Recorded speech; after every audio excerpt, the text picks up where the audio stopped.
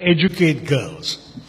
Now I'm glad to see that Sacred Heart College, which not long ago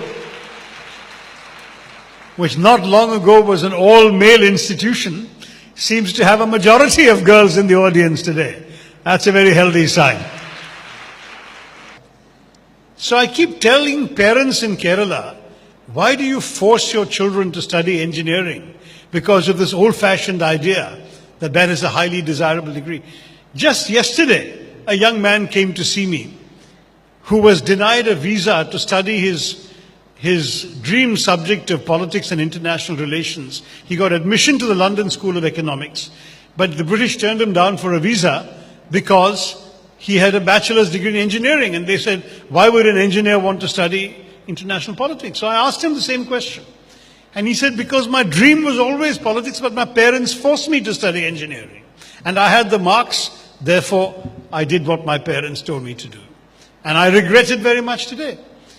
And I'm so fortunate, even though I belong to a much older generation than all of you, that I had enlightened parents who never forced me to study what I didn't want to. I still remember when we had to stream in class 9.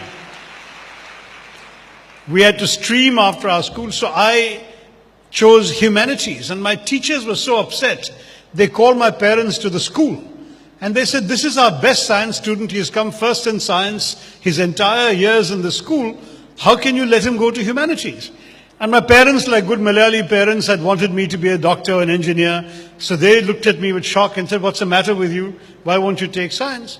And I said, because I can't stand the subject. And they said, but you come first every exam.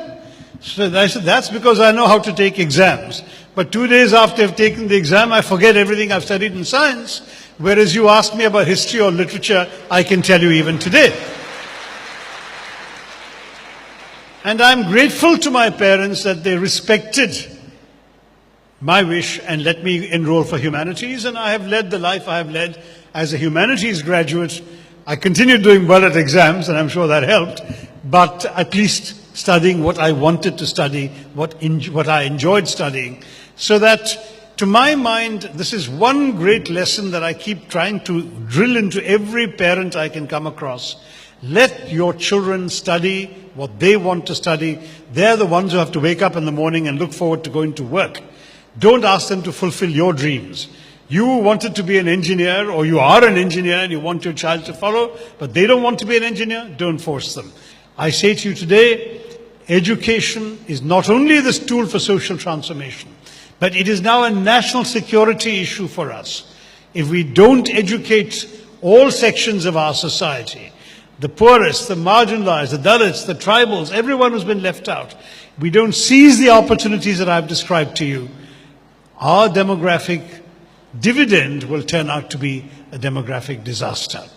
And that's why I hope that our government, if not today's, then certainly the one that will come to power next year, will take up the challenge of coming up with a bright new education policy that will transform our country into the kind of just society that Saint Kuriakose Chavara wished for and worked for all his life. Thank you very much for giving me the opportunity to deliver this lecture, and I look forward to your questions.